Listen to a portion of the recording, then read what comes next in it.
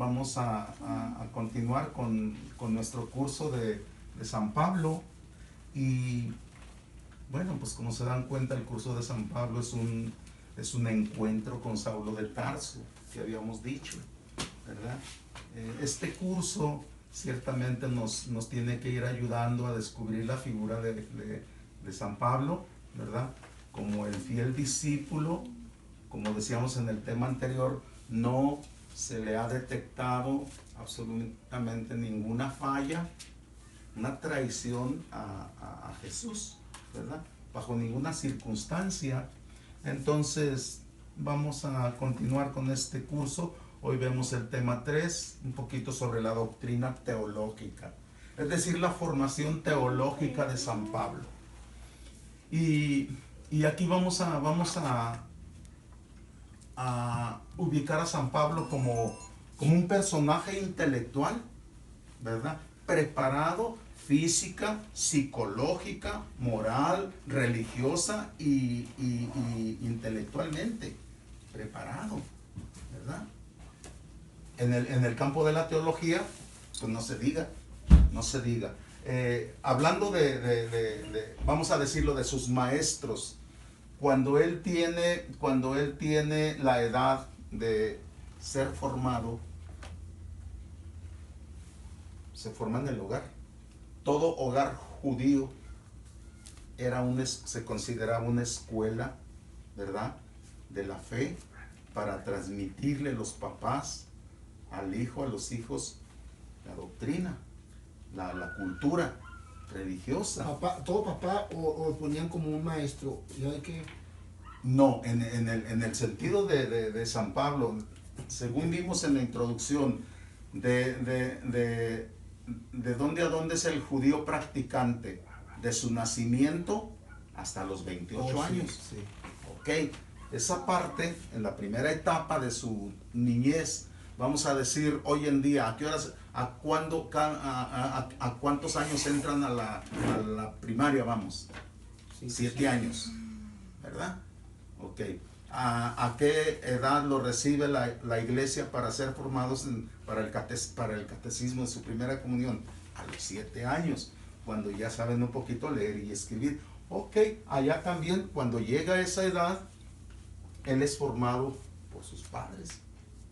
Ellos son los maestros en el hogar. El hogar era considerado como un santuario, una escuela, ¿verdad? Y allí es formado por sus padres. Cuando ya él tiene la capacidad independiente de estudiar, él se va a Jerusalén y ahí se pone a la disposición de Gamaliel. Decíamos en el otro tema, esto por si todavía en este tiempo se acostumbraba, según la cultura judía, que el discípulo era el que elegía al maestro. Si así fue, entonces Saulo de Tarso escogió a Gamaliel como maestro. Y él enseñó todo lo referente al Antiguo Testamento, a las leyes, a las costumbres, a todo. Génesis, Éxodo, Levíticos, Números, Deuteronomio, Josué, Jueces, Reyes, qué sé yo. Todo eso le fue enseñado a Saulo de Tarso en la doctrina, en la escuela de Gamaliel. Si hablamos del Nuevo Testamento, pues de aquí Jesucristo, ¿verdad?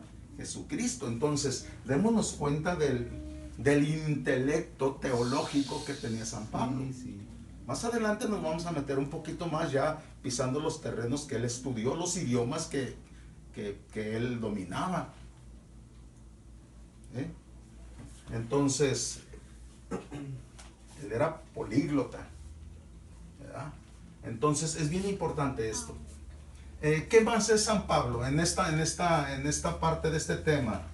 Es un fariseo acérrimo, cumplidor de la ley. Él no era un pecador. Alguien por ahí se le escapó decir que un criminal que mató a muchos cristianos. No. Él no mató a nadie.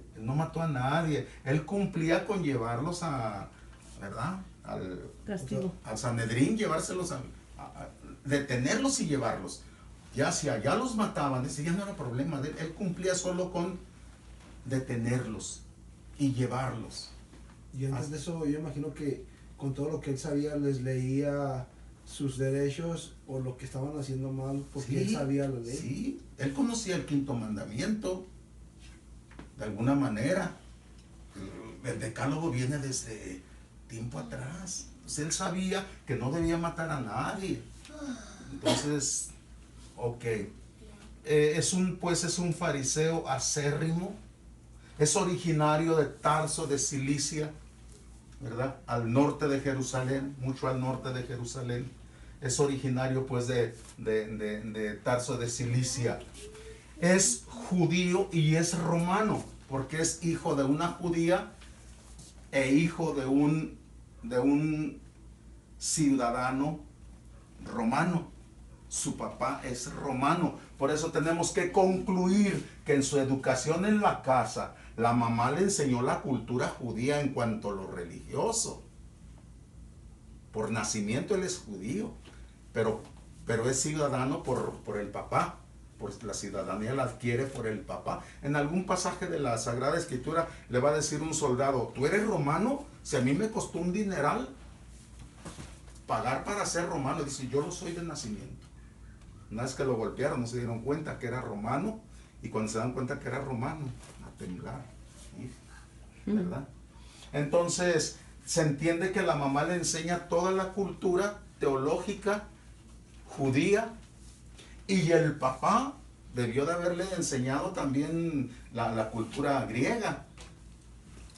Debió de haberlo educado en la cultura griega, ¿verdad?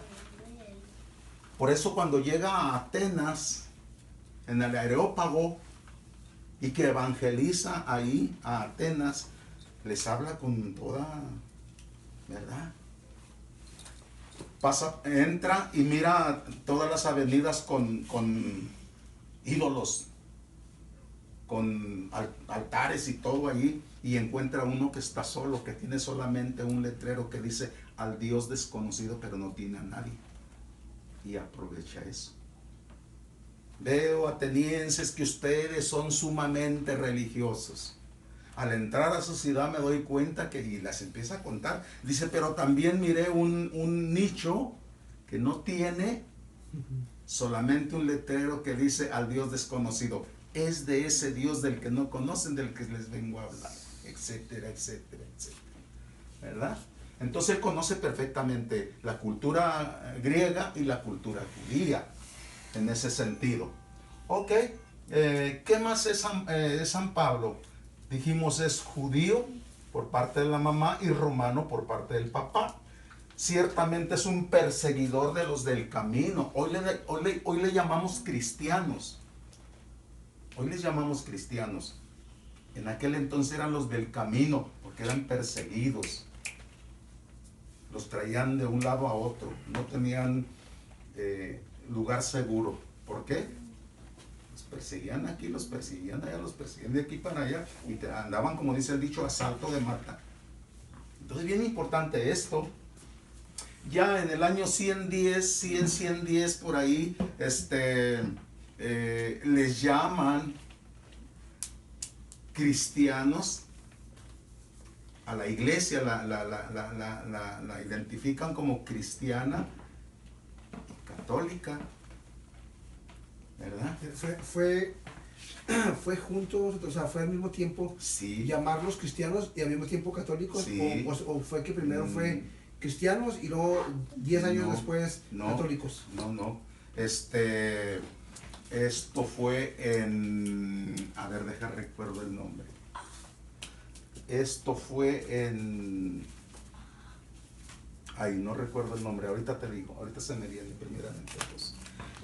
Entonces, él es judío y es perseguidor de los del camino, ¿verdad? Hay una cosa aquí. Cuando Jesús se le apareció rumbo a Damasco, ¿verdad? El encuentro que tuvo con él fue un encuentro que lo marcó para siempre. Para siempre. Y para toda su vida. Y vamos a un poquito a leer esa parte de aquí. Hechos de los Apóstoles 9, 3, del 3 al 6. Léanlo, por favor.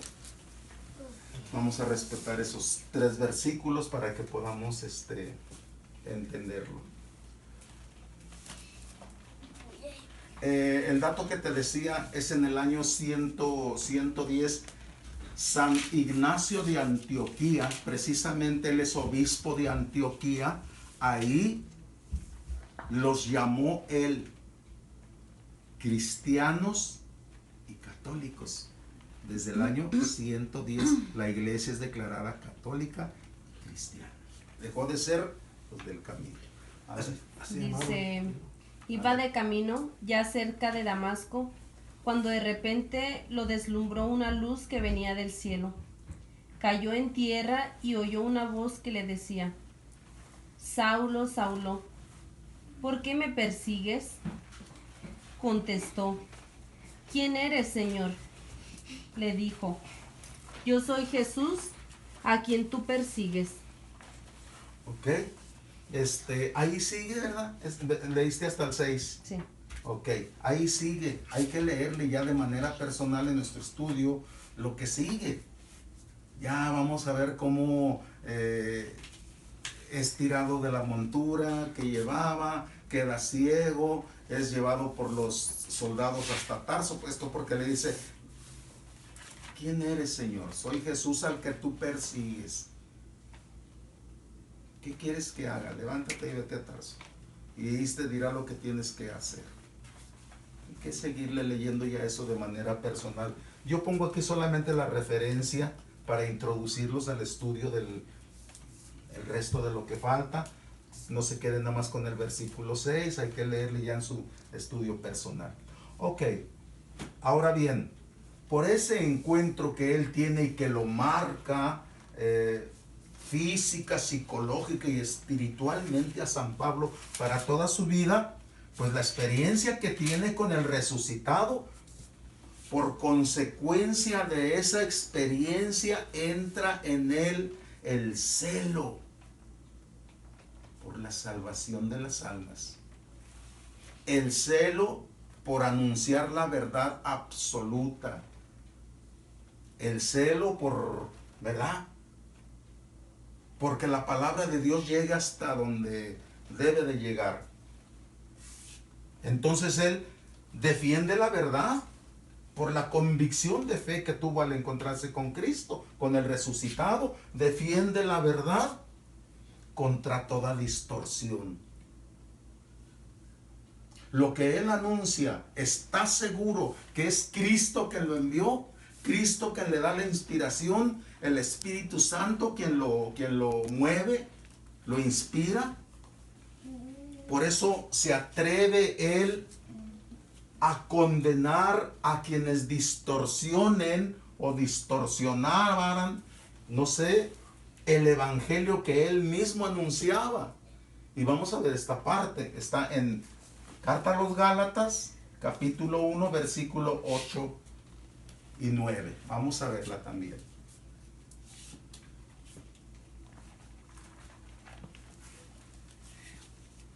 Si podemos ganarle el tirón al tiempo, pues pueden ir buscando los otros textos porque se van a utilizar. Pero aunque nosotros mismos o un ángel del cielo viniese a evangelizarlos en forma diversa a como le hemos hecho nosotros, yo les digo, fuera con él. Se lo dijimos antes y de nuevo se lo repito. Si alguno viene con un evangelio que no es el que ustedes recibieron, maldito sea, anatema. Anatema, ok, correcto. La palabra anatema significa, tiene algunos significados. Excomulgado, pero el sentido más profundo es condenado. Sea anatema, sea maldito. Si alguien viene y les anuncia un evangelio diferente al que nosotros le anunciamos, incluso un ángel del cielo, él sabe perfectamente que un ángel del cielo no va a venir a decir contradicciones, ¿verdad? Esto lo dice por si el demonio se llega a apoderar de algún mal discípulo y le hace blasfemar diciendo que tiene, o haciéndole entender a la comunidad que tiene una visión. como hoy se dice muchas, los mormones dicen que no sé qué, que un libro, que unos espejuelos y que unas letras de oro y que me puse yo los espejuelos y que el profeta Moroni me dijo esto, me dijo el otro. ¿Verdad? Sea anatema, dijo el apóstol. Y tiene la autoridad de abrir y cerrar el cielo, él con sus palabras. No solo en la confesión, no solo a quienes perdonen los pecados le quedarán perdonados y a quienes no se los perdonen le quedarán sin perdón. No, aquí se cumple, sea anatema y es anatema. ¿Verdad? Entendamos eso.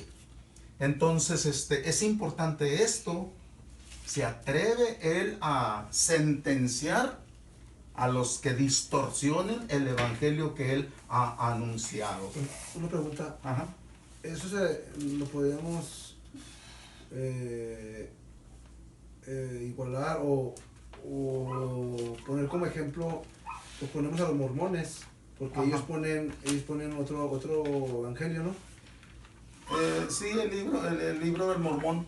Pero como tienen por así como decir, la cualquier Biblia. otra persona o cualquier otra religión Ajá. o secta, Ajá. que igual el mismo evangelio que tenemos lo trate de distorsionar, ¿también cabe esa anatema? Sí, todo lo que es distorsión, todo lo que lleva Hasta un punto y una premeditación, coma, ¿no? Que puede ser, premeditación, alevosía y ventaja en distorsionar, en engañar, está dentro de este anatemismo. hasta un punto, una coma que puede distorsionar el... Sí, El todo lo que mensaje. tiene, todo lo que le da otro sentido. Por ejemplo, capítulo 1 de San Juan, versículo 1 y 2. En el principio era el verbo, dice la Biblia católica, sea la de Jerusalén, sea la latinoamericana. Junto o frente a Dios era el verbo y el verbo era Dios. Con D grande era Dios. En la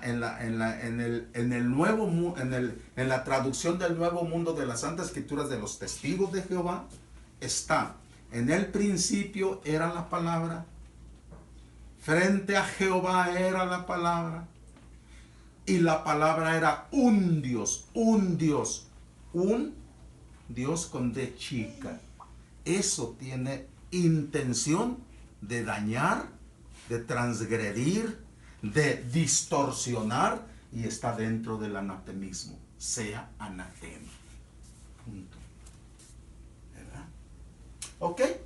San Pablo hace esto, pues, y en nada se siente él inferior a los superapóstoles. ¿Quiénes son los superapóstoles? El curso me lo pone con ¿cómo se llama? Comillas. Con comillas. ¿Por qué? Porque hace resaltar superapóstoles. Pues si ni siquiera ellos se sienten superapóstoles, y otros que decían un chorro total de mentiras, engañaban al pueblo y todo, se hacían sentir los enviados, los elegidos, distorsionaban la palabra de Dios, porque a la vez que anunciaban partes del evangelio, de la buena nueva, del Nuevo Testamento, anunciaban la ley de Moisés, la circuncisión y todo eso. O sea, una capirotada que hacían de esto. Y como hablaban mucho guiri, mucho perico, confundían a la gente, ¿verdad? Y San Pablo los etiqueta así. Ni siquiera dice: me siento yo inferior a los superapóstoles, que al final de todo decían mentiras. Vamos a ver la segunda carta a los Corintios, capítulo 11, del versículo 4 al 6. ¿Qué dice? Porque si se presentara alguien anunciando un Jesús que yo no anuncié, o recibieran un espíritu diverso del que han recibido, o una buena noticia diversa de la que han aceptado, ciertamente lo tolerarían. Pienso no ser inferior en nada a esos superapóstoles, aunque no tengo preparación para hablar. No me falta el conocimiento, y esto lo he demostrado siempre y en todo. ¿Ok? Palabra de Dios. Te alabamos, Pues qué Señor. importante. San Pablo, en una actitud humilde, dice, aunque no me siento con la experiencia de... Es un acto de humildad. Y los enemigos de la iglesia y los enemigos de San Pablo, en unos casos muy particulares, lo juzgan de ignorante. Y dicen, nosotros no lo decimos, él mismo lo dice. Y citan este texto. Ahí está él mismo diciendo que es un ignorante. ¿Me entiendes? O sea, exactamente. Ahora, Distorsión. ¿dónde están las mentiras? Aquí dice que los que dicen mentiras. Bueno, lo que pasa es que estamos viendo del 4 al 6. Pero si leemos del 1 al 3, es decir, empezamos el capítulo 11 del 1 al 3, ahí van a ver las mentiras que dicen. Por eso aquí él deja entrever otra vez, dando a entender que si anuncian otro Cristo diferente del que él ha anunciado, ciertamente no están en la verdad. Y ya desde ahí lo está etiquetando de mentirosos. Pues cuando el curso dice que dicen mentiras, es porque el texto ya lo está diciendo, el texto bíblico. La palabra de Dios ya lo está diciendo. Entonces, ok, bueno, pues eso es un poquito esta parte. El siguiente comentario dice que ante tanta infidelidad religiosa, ¿verdad?, del tiempo actual, la iglesia encuentra en San Pablo un modelo heroico de fidelidad y obediencia. O sea, esto parece palabrería. No, hay que irnos a la vida de San Pablo, hay que escudriñar la historia y nos vamos a dar cuenta qué tipazo. Sí.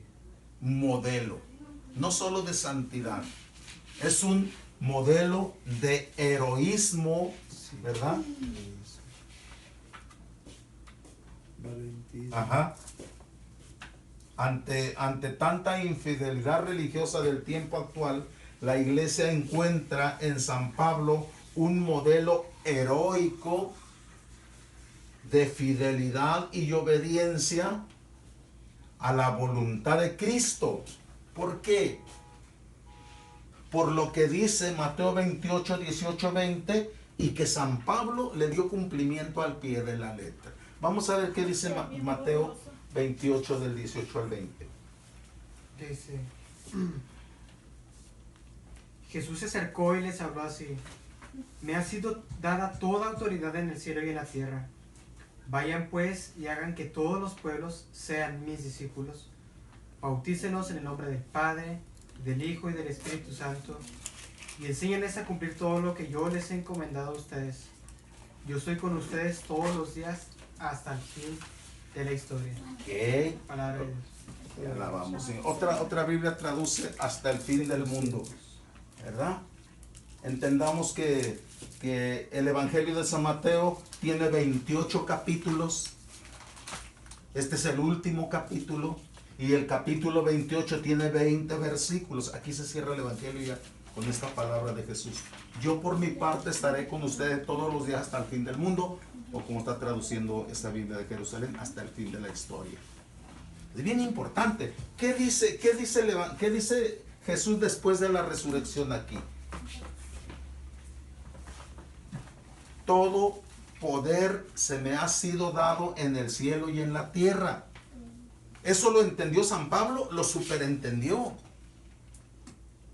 Por eso vayan y hagan que todos los pueblos sean mis discípulos. Él fue y evangelizó a los filipenses, a los tesalonicenses, a los colosenses, a los gálatas, a los efesios, etcétera, etcétera, etcétera. Él los evangelizó. Vayan y hagan que todos sean mis discípulos. Y aquí estamos viendo arriba, ¿en dónde fue? En Gálatas 1, 8, 9, que está incluso anatematizando a los que distorsionen el evangelio. Ese es el celo por anunciar la verdad, por anunciar la buena nueva. Entonces, bien importante esto, ¿verdad? ¿Qué más les dice? bautícenlos en el nombre del Padre, del Hijo y del Espíritu Santo. En algún momento dado, dadas las circunstancias, San Pablo bautizó a un tal Crispo y a su familia bajo las circunstancias que lo ameritaban. Aunque él dice, a mí Cristo no me envió a bautizar, sino a evangelizar. Perdón, solo bauticé a Crispo, a uno nada más. Él cumplió también con eso, ¿verdad? Y anúncienles todo lo que yo les he enseñado. Yo por mi parte estaré con ustedes todos los días hasta el fin del mundo. Él le ha dado cumplimiento, al menos literalmente hablando, a esta parte de la escritura, las últimas palabras del Evangelio de San Mateo, al pie de la letra. Al pie de la letra. Entonces, esa es esta parte primera. No sé si tienen algún comentario de esta parte. Bien, bueno, entonces vamos a darle a la segunda parte un poquito de este tema, doctrina teológica, de las preguntas que acaban de hacer y la respuesta que acaban de recibir. Le agradecemos a Dios que nos ayuda a discernir esto. Bien, por esa experiencia de la que hemos hablado, de que San Pablo tuvo con Cristo y que lo marcó para toda su vida, esto lo va a llevar hasta la tumba, ¿verdad? Y en el cielo la va a llevar también la experiencia.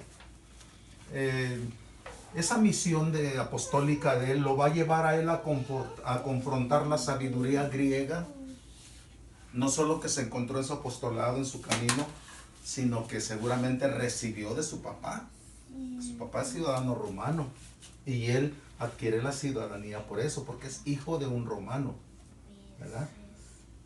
Lo lleva pues a confrontar esta sabiduría griega, a confrontarlo con la fe hebrea.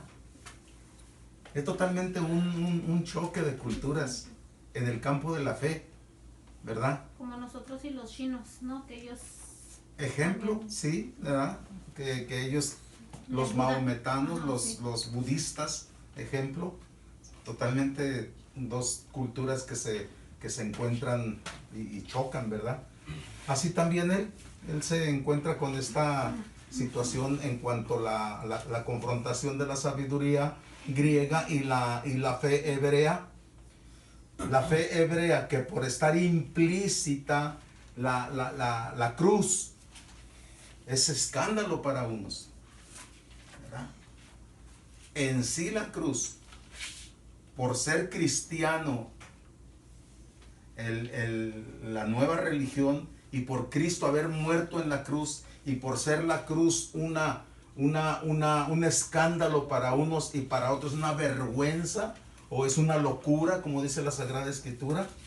¿Por qué? Porque Cristo quiso morir ahí, y porque después de su resurrección lo puso como condición para los que quieran venir en pos de mí.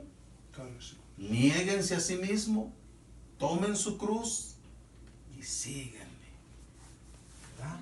Pobres de las personas enemigos de la cruz, pobres, ¿verdad? Porque hoy nos damos cuenta que la cruz es el instrumento en el cual Jesucristo le dio muerte a nuestro pecado. Y para nosotros la cruz sigue siendo un instrumento en el que le vamos a dar muerte a nuestro pecado, sino para que Jesús lo pidió como condición. Tome su cruz de cada día y sígame de cada día. Cada día hay que morir ahí en la cruz. Esto para el pueblo romano es una locura, es una vergüenza para los judíos no cristianos, que quede claro, los judíos no cristianos. Porque para los judíos cristianos, pues dice San Pablo, que fue un judío cristiano ya al 100%, ¿verdad? Yo no me siento, ¿verdad? Orgulloso de nada que no sea la cruz de Cristo. A Cristo crucificado ahí, en la cual yo he sido privado para el mundo y el mundo ha sido privado para mí, ¿verdad? Entonces, bien importante esto. ¿Qué dice la primera carta a los Corintios, capítulo 1, versículo 23? Dice, mientras tanto nosotros proclamamos un Mesías crucificado, para los judíos qué escándalo más grande y para los griegos qué locura. Ok, ahí está. Ese texto nos habla de, es una recapitulación perfecta de lo que yo acabo de decir. Yo digo palabras imperfectas, comentarios, reflexiones imperfectas, pero lo que la palabra de Dios dice, lo dice, ¿verdad? Al 100. El Espíritu Santo es el que habla. Y aquí lo dice de manera perfecta. Vergüenza para unos o escándalo y locura para otros. ¿Por qué? Porque Cristo murió ahí, ¿verdad? Y porque nosotros llevamos, por eso, ¿por qué llevamos esto? Si es que Cristo está vivo, ¿y por qué? ¿Y a poco si tu papá o tu mamá o tu hermano es asesinado con un arma, tú vas a traer el arma ahí? ¿Verdad? Ni siquiera lógica ni sentido común tienen esos comentarios que hacen ciertas personas. Y ya algunas religiones cristianas ya están poniendo cruz.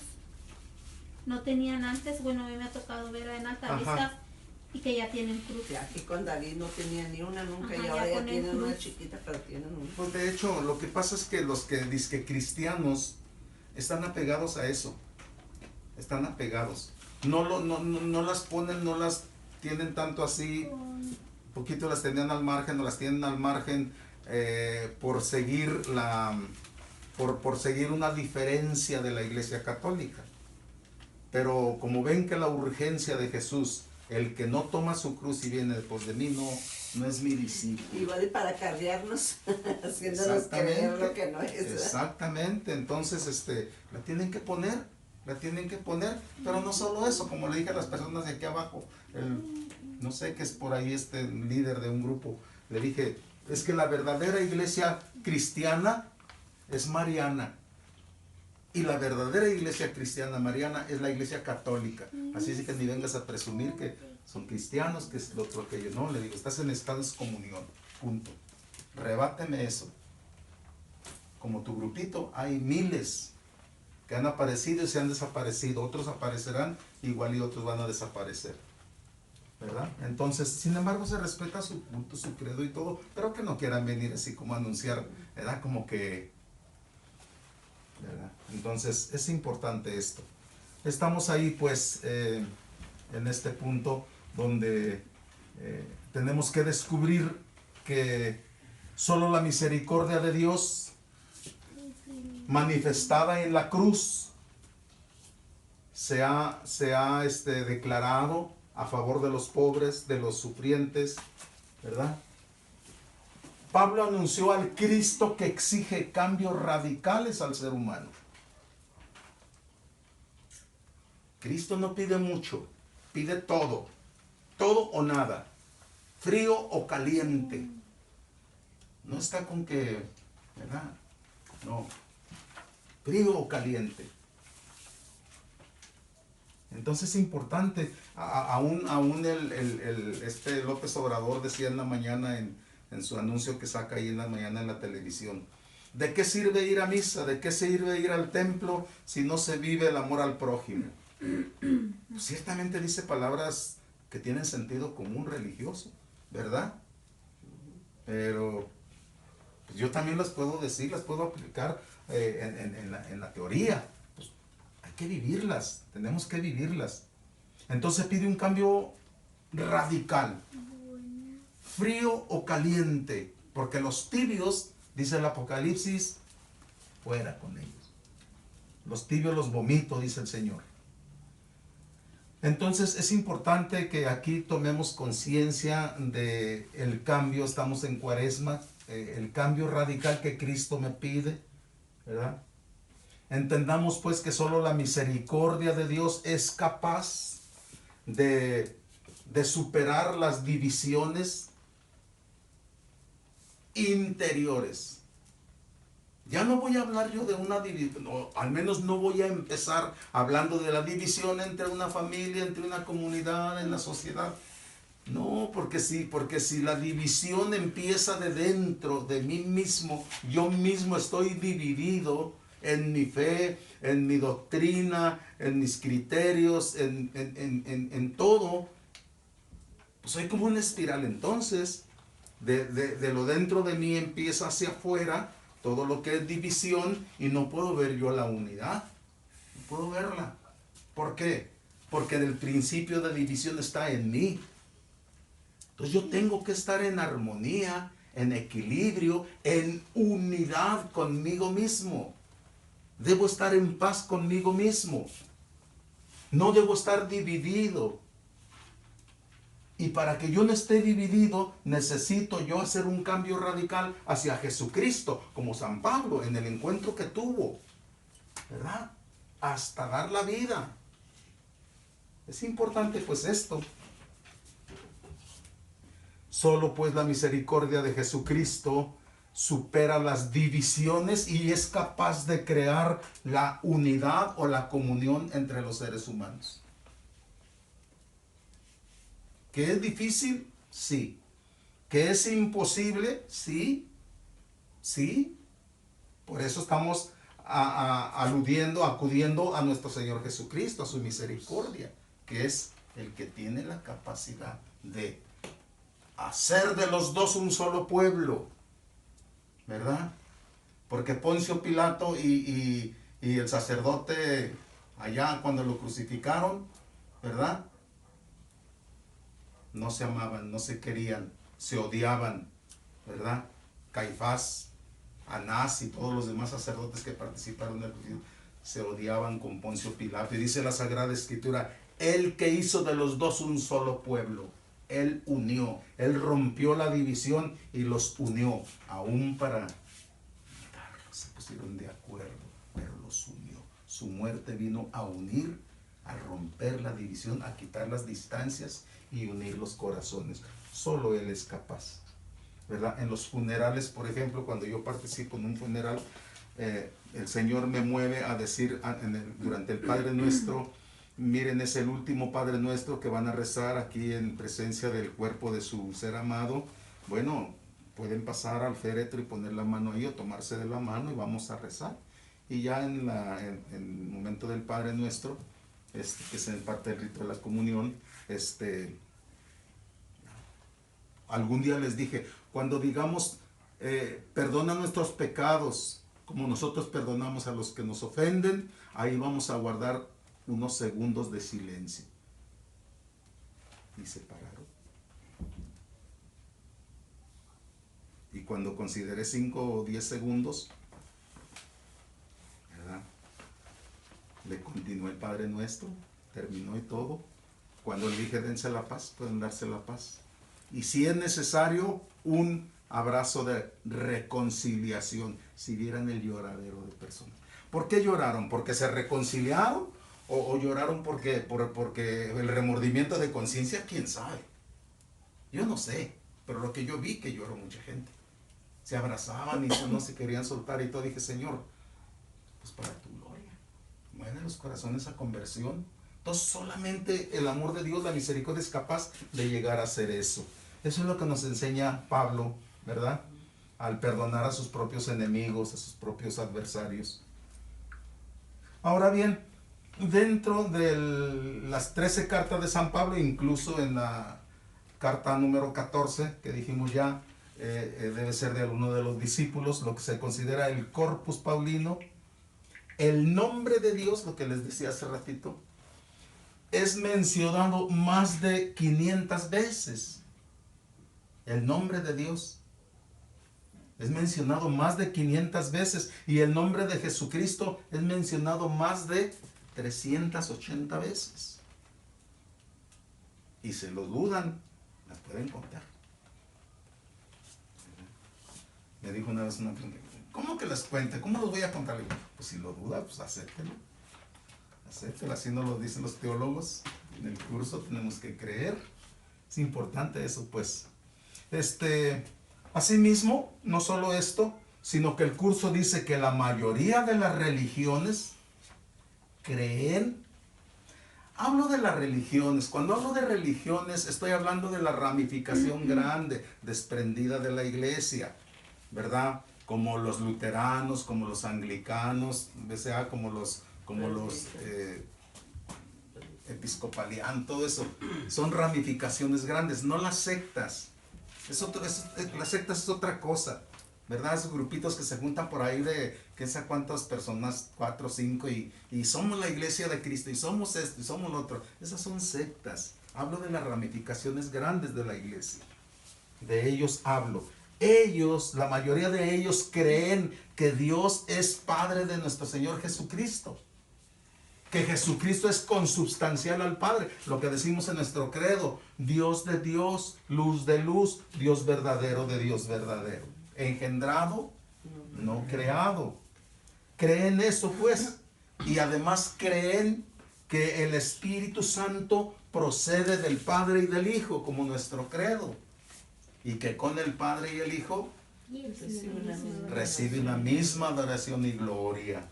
Creen además que cada cristiano, ¿verdad? Conformamos, o sea, bautizados, ¿se entiende? Conformamos el cuerpo místico de Cristo. Y la mayoría creen en un final. Creen en un tribunal de Cristo, en el que vamos a ir a dar cuentas. El personaje de por allá abajo, que vive ahí donde sigue de que yo vivo, que ya se acerca un día ahí a hacerme averías a la camioneta, ¿verdad? Me cobró muy bien y me cobró y al último estaba descompuesta la chapa de la de esta y la acá donde le arregló. Dije, bendito sea Dios. Bueno, cuando le hablé de que Dios nos va a llamar a cuentas, nos va a llamar a su tribunal, el Señor nos va a llamar a su tribunal para dar cuenta, dice, ¿tribunal? ¿De qué tribunal? Le digo, para dar cuentas de lo que hemos hecho, buenas o malas, según. ¿Pero dónde dice eso? Bueno, mira, lee el capítulo 25 de San Mateo, del versículo 31 al 46. Léelo, si es que no lo has leído, léelo, ¿verdad? Ahí te vas a dar cuenta que hay un juicio que hay un tribunal donde Jesucristo es el supremo juez misericordioso y que va a impartir justicia según. ¿Qué dice 2 Corintios 5:10? Dice, pues todos hemos de comparecer ante el tribunal de Cristo para recibir cada uno lo que ha merecido en la vida presente por sus obras buenas o malas. No se necesita incluso aquí la luz del Espíritu Santo para interpretar. Es que es tan difícil de interpretar esto que no le entiendo. ¿Cómo no le entiende? Abra su corazón y verá que tiene sentido común y lógica esta palabra hasta en el sentido literal. Tan fácil. No le conviene. Pues a uno no les conviene ver esto, ¿verdad? Entonces, de esta parte, ¿qué es lo que tienen ustedes que comentar? Sino para borrar y...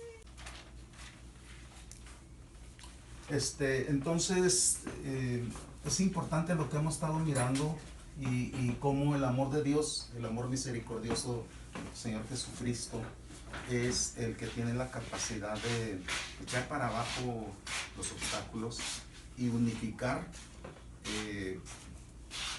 el ser interno de cada uno cuando hay división en uno mismo, y de ahí para afuera unificar, ¿verdad?, a dos enemigos en una familia, al esposo, a la esposa en una familia, no sé, en una comunidad, no sé qué tipo de división haya, pero el objetivo fuerte es ese, que solo Jesucristo es capaz de derribar esa división y unificar el corazón del ser humano. Bien, en la última parte vamos a ver ya esta a manera un poquito de conclusión. Y volvemos con el apóstol San Pablo. La mentalidad de San Pablo respecto a Jesús, es decir, la convicción que tenía él de Jesús, no cambió, no fue diferente, a diferencia de los demás apóstoles, que duraron, al menos la Biblia nos habla de 3 años, pero se entiende que pudo haber sido más tiempo, ¿verdad? Pero 3 años son suficientes para edificar o construir una convicción de fe firme, ¿verdad? Que pudieran decir a manera de a comparación con San Pablo, pues es que tú lo acabas de conocer. Tú no tienes la experiencia que nosotros tenemos para con él. San Pedro lo va a decir, nosotros que comimos con él, nosotros que estuvimos en el monte de las transfiguraciones con él, nosotros que nos sentamos a la mesa con él, nosotros somos testigos. Cosa que San Pablo no hizo, pero ahí va. La mentalidad de San Pablo respecto a Jesús no es diferente a la de los demás apóstoles, no es diferente. ¿Por qué? ¿Por qué no es diferente? Porque toda la experiencia que ellos adquirieron en la relación personal con Cristo, en la unificación, en la doctrina que ellos tuvieron para con Él, esta experiencia ya estaba implícita en su manifestación a Pablo, cuando en el capítulo 9 que leímos se le apareció. Saulo, Saulo, ¿por qué me persigues? ¿Quién eres, Señor? Soy Jesús al que tú persigues. Soy Jesús. En ese sentido, toda esta experiencia ya está implícita en su manifestación a San Pablo.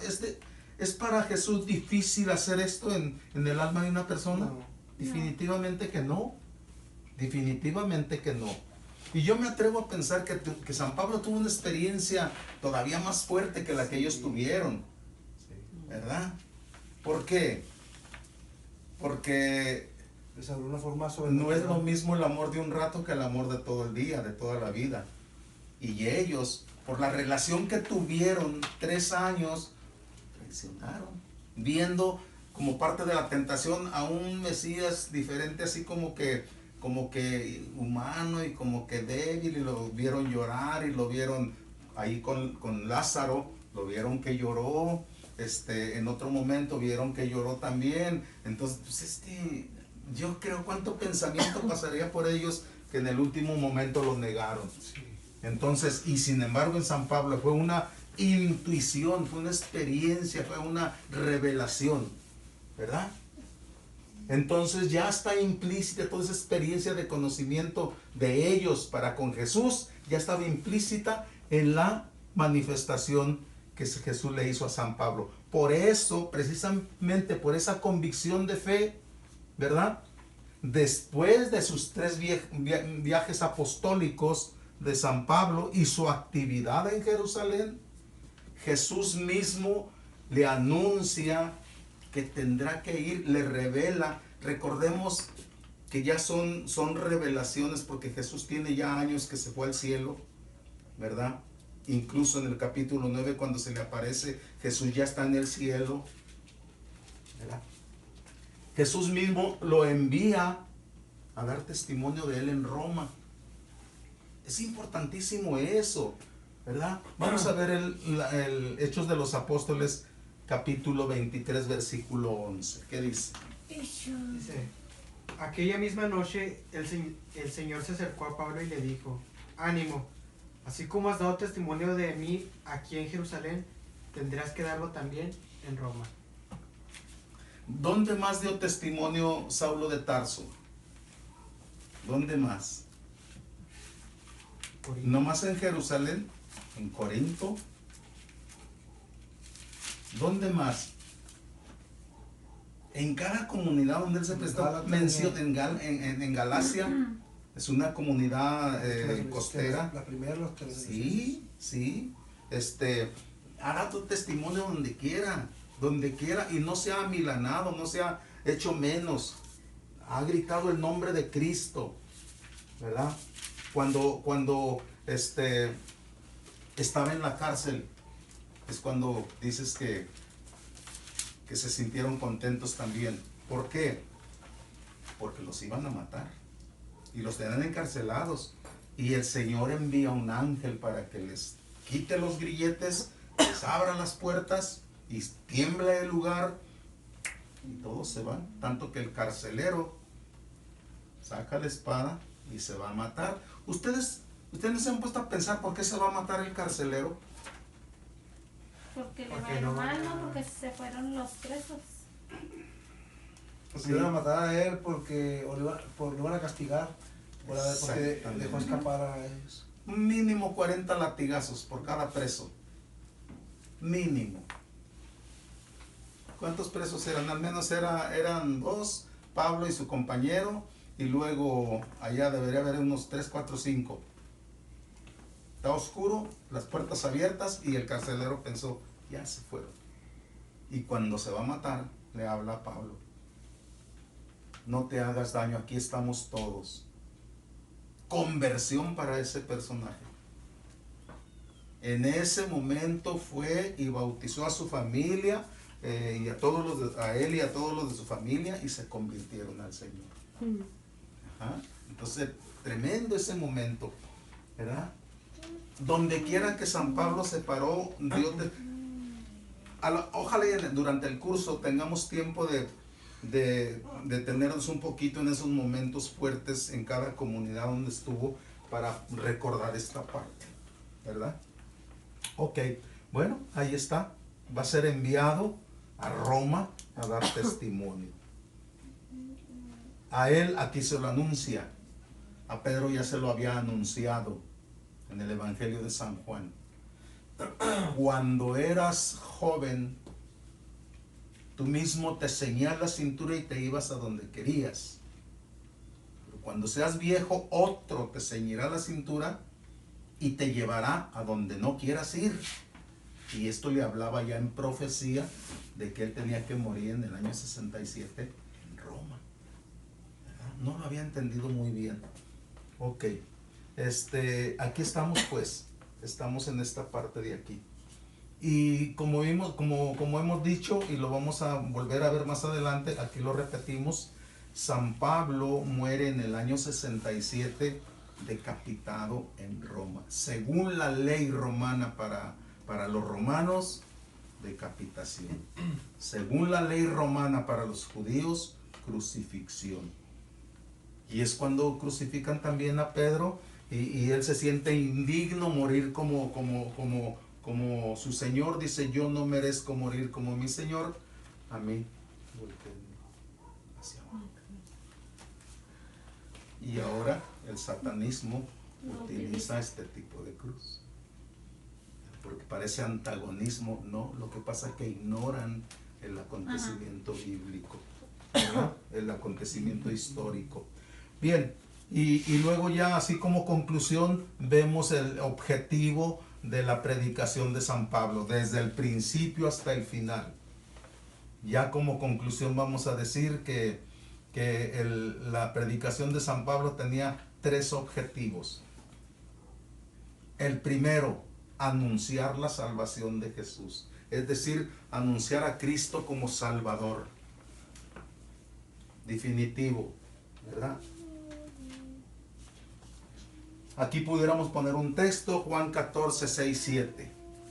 Yo soy el camino, la verdad y la vida, y nadie va al Padre si no es por mí. Nadie llega al cielo si no es por Él. En ese sentido, Jesús es el Salvador. De hecho, su nombre significa Salvador o Dios salva. Yeshua, el Yeshua de los judíos. El segundo objetivo de San Pablo en su predicación es precisamente anunciar la verdad absoluta. Hay una verdad absoluta que es Dios. Él es la verdad absoluta. Anunciar la verdad. Por eso en la parte que borramos, anatematizó a los que distorsionaran el evangelio de la verdad. Aunque venga un ángel del cielo a anunciarles otro evangelio tal como nosotros se los hemos anunciado, sea anatema.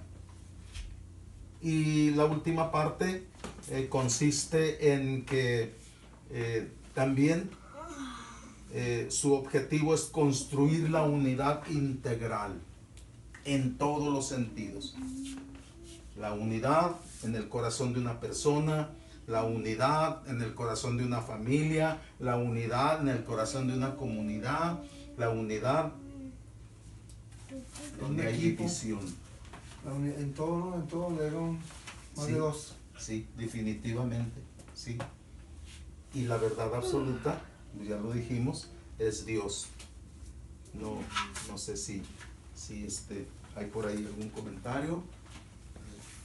Adelante, hágalo y lo vemos.